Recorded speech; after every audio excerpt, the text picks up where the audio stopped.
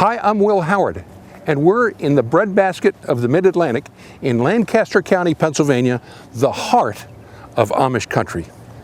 Spend a little time with me. We're going to take a carriage tour, talk to the Amish, and see what life is all about. We are in Kitchen Kettle Village in Lancaster County, and we're here with Reuben, Stolfus, and Sarah Jane. So you take tours out of here several times a day, 12 months a year, right? We do, yep. And tell us where we're going to go. We're going to do a very beautiful 35-minute ride. It's a 4-mile backcountry ride. The other ride that we have also is a covered bridge ride, and that is the only buggy ride that goes through a real covered bridge on a backcountry road. This ride is a beautiful 4-mile, 35-minute ride, and then we're going to take the option and we're going to stop right on an Amish farm where we can take our visitors and show them the real working Amish farm. That's great. Now, you grew up in an Amish family? I did. Okay, but you did not become Amish, is that right? That's right. Now, Sarah Jane, you're Amish, is that correct? Yes, I am. Okay. Tell me about the experience of growing up, both of you. Oh, go ahead. It's a great life. It's like I say, it's a great life, but my children aren't Amish, but it's a very good life. We would have a different country if 80% of the kids could grow up with the values of the Amish people. It would change our country in one generation. It sure could. Wonderful lifestyle. The children learn at a very young age. They learn responsibility. They learn accountability. They learn to be a part of things rather than feeling like the world owes them something. They want to contribute to the world and contribute to society. So they look at what they can do to help people rather than look at what they can do to get things from people free of charge. How many brothers and sisters did you have? I have 3 brothers and 1 sister. Okay. And then, how many did you have? 1 sister and 2 brothers. Okay. Don't typically Amish families have like 7 or 8 children? They do. They average 7 to 8 children. Many of the families will have 10 to 12 children. Very common. Wow. 10 to 12 children. Wow. And they're totally self-supported. I see some wires here, but when earlier we were going around, there were no wires. So there's no telephones, no power. No power. The farms are run totally self-sufficient. They have a diesel engine on the farm that runs the milking system, and it also runs the cooling system to keep the milk cool, and an air compressor. They have power tools, but they're always generally air motors. And on the diesel engine that will also run the cooling system that keeps the milk cool until it's picked up every other day by a tank truck. A lot of the milk from this area goes to the Land O'Lakes Butter Company. Oh, cool. So the Amish have their own school system? They do. And how many years ago did that start? Around 45, 50 years ago. Did that have anything to do with when the American schools stopped saying prayer about the same time? No, it had to do with the public school system not wanting to sponsor the one-room schoolhouses anymore, and the Amish people didn't want their children going to public schools. Then at that time, the Amish people started their own private school system to maintain the one-room schoolhouse. So that's what's behind us right now. Is that a one-room schoolhouse? That is a one-room schoolhouse, and they're presently teaching grade 1 through 8 all in one classroom with one teacher. Now and then the teacher has a helper, but primarily it's all done with one teacher. They average around 30 to 35 students per schoolhouse, and you'll see these little schoolhouses every 2 to 3 miles throughout the area. And they have, for state reasons, they have to maintain the same standards as open public schoolhouse, right? They do, with the exception of they only go till the 8th grade. They teach grade 1 through 8 all in that classroom. The Amish people actually think it's a waste of time for their kids to be sitting in high school and in college. They want their children doing something productive. So after the 8th grade, the teenagers work right along with the adults doing some type of trade or farming. However, in Pennsylvania, you need to go to school until you're 16, but the Amish and the government compromised, and the children go to school until they're 15. So after the 8th grade, most of them are only 14, so they end up going to school once a week, generally on a Monday, but the other 4 days that they're not going to school, they keep a diary. and that diary gets handed into the school board, and that's how the Amish and the government came to a compromise. Why don't they like electricity? The Amish are merely a religion. They're not a nationality. They live the way they do because they think by living without the modern conveniences, they can live a more simple, more holy life. So they have certain things, but they don't go modern completely because they don't want to be like the rest of the world. People feel sorry for the Amish people. It might look like they have a hard life. Well, guess what? The Amish people feel sorry for us. Because for them it's safe and it's secure, and that's why most Amish children are going to choose to stay Amish, because there's no divorce among the Amish. They look out for each other, they take care of each other, they're very tightly knit. They actually keep at least 80% of the children that grow up Amish remain Amish, because it's a safety net for them. Why didn't you become Amish? If it's personal, just say it's personal. Oh no. For me, it really depended whether I was going to meet an Amish girl or a non-Amish girl. Oh, okay. A very small percentage of the Amish kids are a little more aggressive, like I used to be, and they have cars and they go out and all that. Most of those kids end up selling their cars again and going back to the Amish way of life. But once in a while, someone like myself decides not to go back to the Amish way of life again. If you become Amish by being baptized, is that correct? You become a member of the Amish church by being water baptized. I see. Okay. Into Is the that Amish church. full immersion water or? It's a sprinkling, 3 Okay. sprinklers. And once, if you are baptized and go in, are there consequences then if you leave? A little more complicated if you decide to leave the Amish church after you're a member. Like my sister and her husband, they left the Amish way of life after they were married, after they were all into the Amish church. Are you shunned? I am not shunned because I was never a member of the Amish church, but they are shunned. They still have a very good relationship with my parents. My parents go to their house, they come to my parents' house, but they don't sit down to eat at the same table as my sister and her husband because they're excommunicated, and they won't ride with them in a vehicle when they're driving, but they'll ride in a vehicle when I'm driving. Seems kind of weird, but everybody that becomes a member of the Amish church knows the consequences if they decide to leave. Where did the Amish come from? They came from Germany in the early 1700s. Around 1732, they migrated to the U.S. because of religious persecution at that time. Same as the Quakers. Same as the Quakers and the Mennonite. What's the difference between the Amish and Mennonite? The Mennonite have cars and electricity, where the Amish have just the horse and buggy. This is our turn signal, by the way. We have a battery on the buggy because we have lights for nighttime, just like the Amish buggies do. But there's no longer any Amish people in Germany. They've all migrated to the U.S. now, and they live in lots of other areas in the United States outside of Lancaster County here where we are presently. So, but here in Lancaster County there's around 22,000 Amish people. And they all speak German, is that correct? They do speak German. And their Bibles are in German? Their Bibles are in German. Their church services, they hold them in German. So there's a German language and there's an Amish German language, right?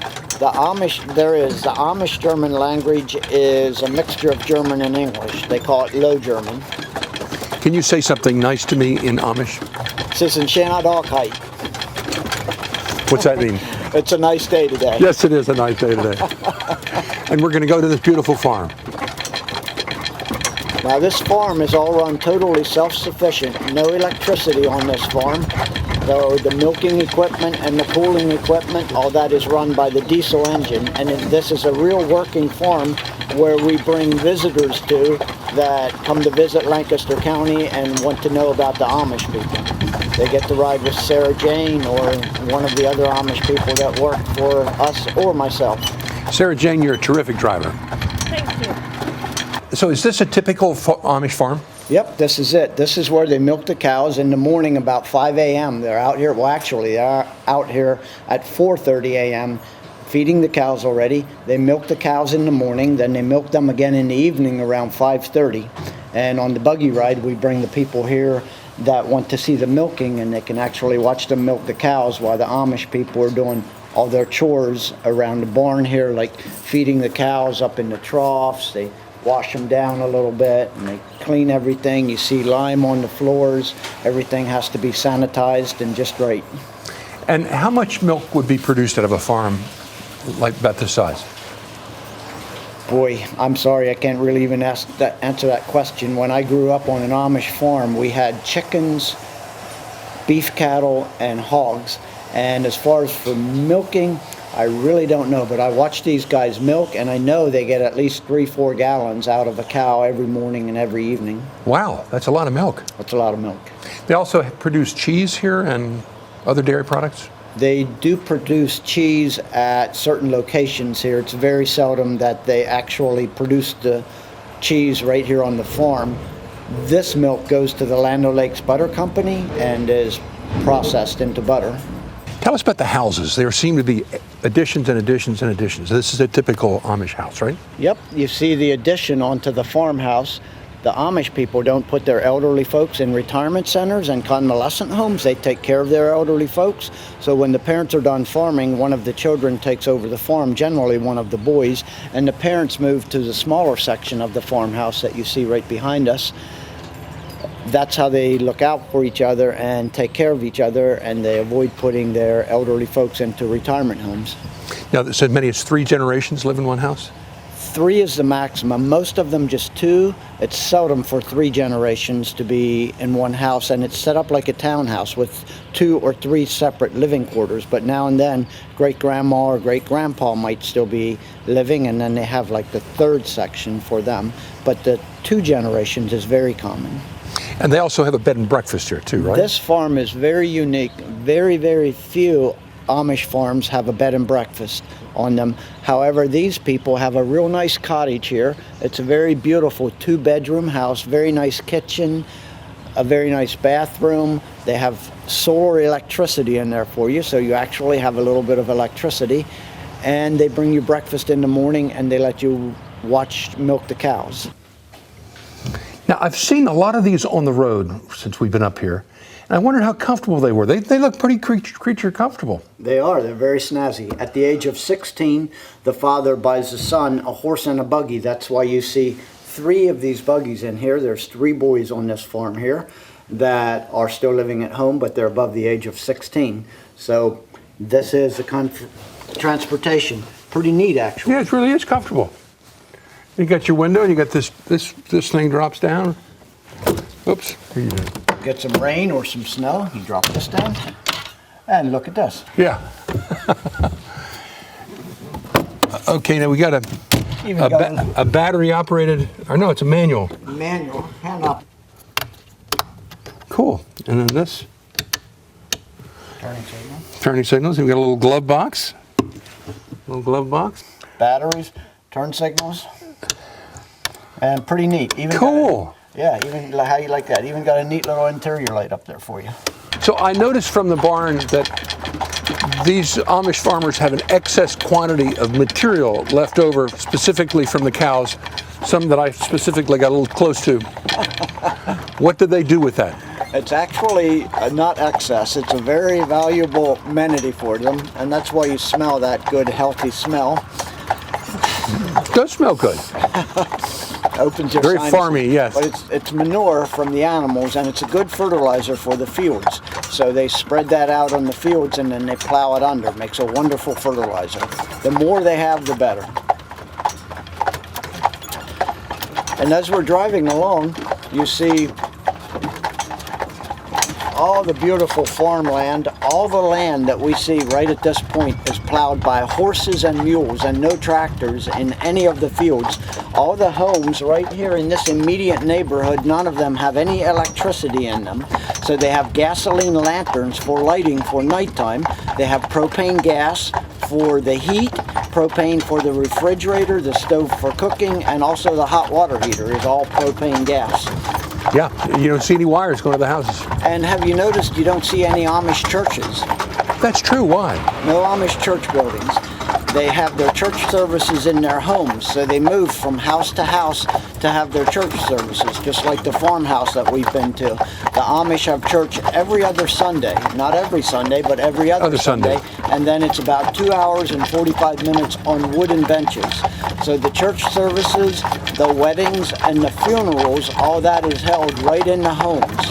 And interestingly, a church service is an all-day event. So they have the church service in the morning, the ceremony, which the couples get married during that 2 hour and 45 minute ceremony. And then after the ceremony, they have a huge dinner for everybody. We would call it a dinner, they call it a lunch. It's like a 5-course meal. Everybody sits down and eats the most wonderful meal that you can find anywhere. No restaurant can match that. Then they sing hymns in the afternoon. They sit around, they fellowship, they sing hymns. In the evening, they serve a large dinner, a good 3-course dinner.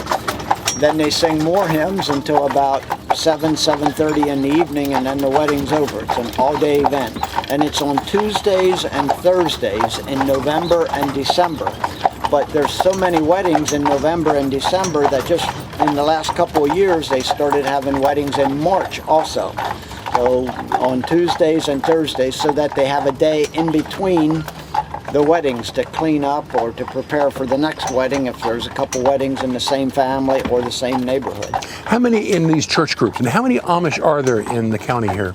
This county has around 22,000 Amish people, and the church districts are divided up into districts, about 25 families per church district. And each church district has 2 ministers, a deacon, and an elder. And then there is also the bishop, and the bishop is the top guy, and he oversees 2 or 3 church districts. Do they have a pope? No pope, it's the bishop. The bishops are the top guys.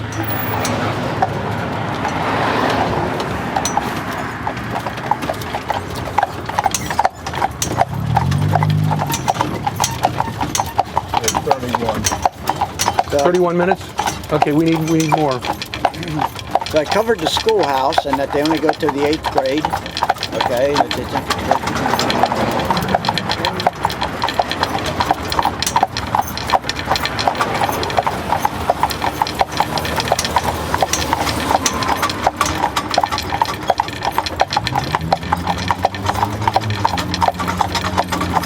Why did the Amish land here primarily? That's a good one. Well, yeah, but I can't accurately answer that. Other than that, it's a lot of farmland. Let me think of some more.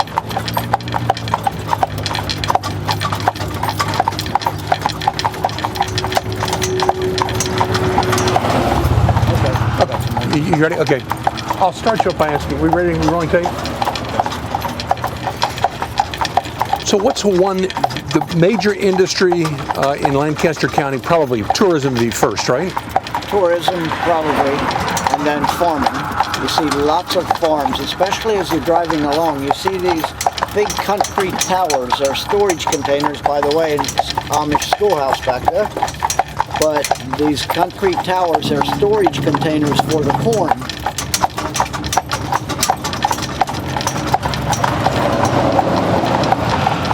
Now the modern farmers, the guys with electricity, they just push a button and a piece of machinery brings that corn down out of the silos. But the Amish people, and I did this until I was 18 years old, they climb up the inside of the silo, then they have a fork about 14 inches wide, and they skim a couple inches of corn off the silo all the way around the top. And they throw that down a chute. And they do that every morning and every evening, and that's how they have enough corn to get through to the next corn crop.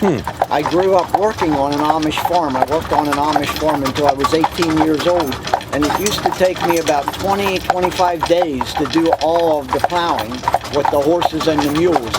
My neighbor, he would come out across the street with his big tractor, and he'd be done in 2 or 3 days. And I would think, oh man, that just doesn't seem quite fair. It was my first indication that maybe I wouldn't be sticking it out. So a very small percentage of the Amish kids are a little more aggressive, like I used to be, and they have cars and they go out and all.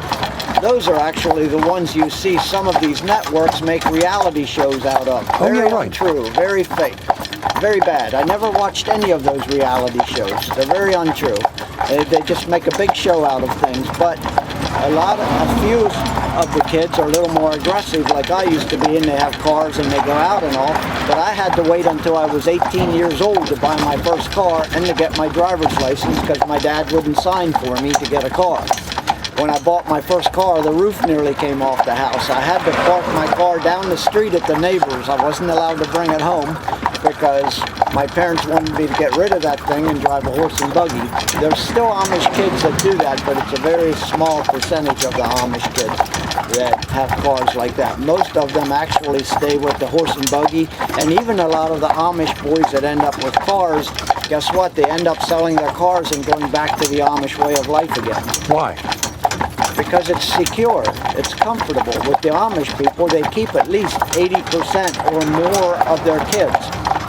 Very few religions can keep that many of their youth, but it's a safe way of life because there's no divorce among the Amish. They look out for each other, they take care of each other.